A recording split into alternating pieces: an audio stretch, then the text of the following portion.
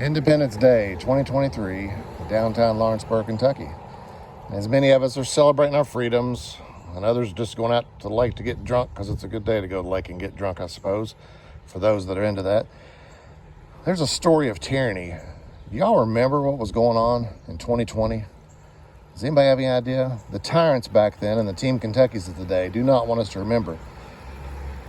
There was fear of some kind of illness that came in, so what they do, they gave us 14 days to flatten the curve. President Trump mentioned 14 days to flatten the curve.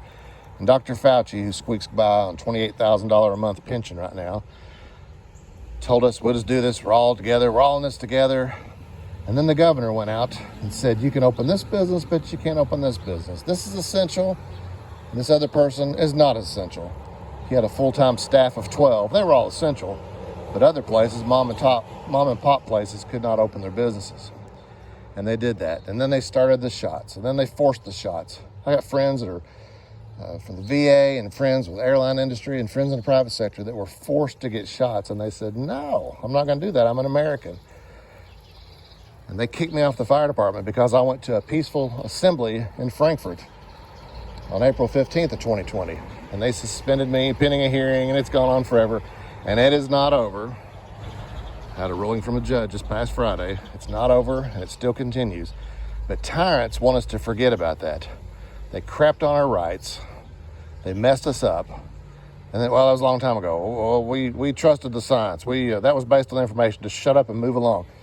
Well, I can't go on and move along because I cannot go on any fire calls anymore. I used to serve my community like crazy. I missed 2 calls I would have liked to have been on this past month. I had a good friend of mine died on a farm out in the county, and I couldn't have done anything if I'd been there because of the situation. But I know the family, and the family could use some support. But I couldn't go because I was punished because I dared to speak out against Fauci. The fire department had they've got a fire call right now. I can't go on. You hear the sirens going by. They had an email directive that said you cannot say anything against the CDC, the governor, or the local health department. So I went to this protest, peaceful assembly, which is protected by the First Amendment, to address grievances to my government, protected by the First Amendment, and use my freedom of speech, protected by the First Amendment. And I was suspended, and at the time, they said that the county attorney at the time wanted me gone. The public safety director, who's still in charge, wanted me gone. The county attorney, health department director, and public services emergency guy wanted me gone. That's all recorded. I've got it. If you say it didn't happen, it's okay. I heard the chief say it on tape. So anyway, here we are 3 years later and some days and still going. But I'm not going to let them forget about it. And all these other people, you all were arrogant and you came along and crushed people because you forced them to get shots, or you threatened them with their livelihoods. You shut down their businesses while you, from the government, continue to get your money. I thought it was my body, my choice as far as shots.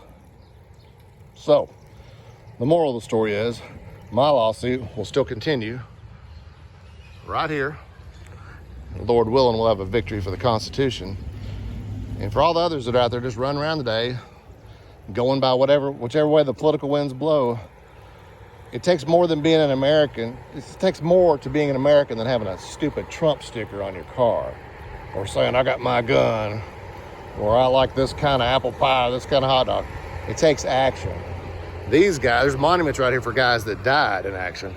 They had physical courage. What we need right now in America is some moral courage. So don't let tyrants get away with things. Don't. Never forget.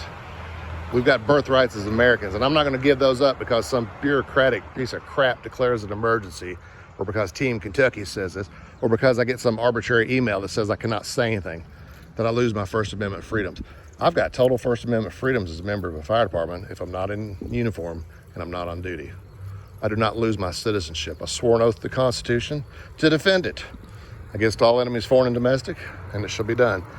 So don't take these guys' sacrifices for granted. And this is what are supposed to be a day to celebrate our freedoms.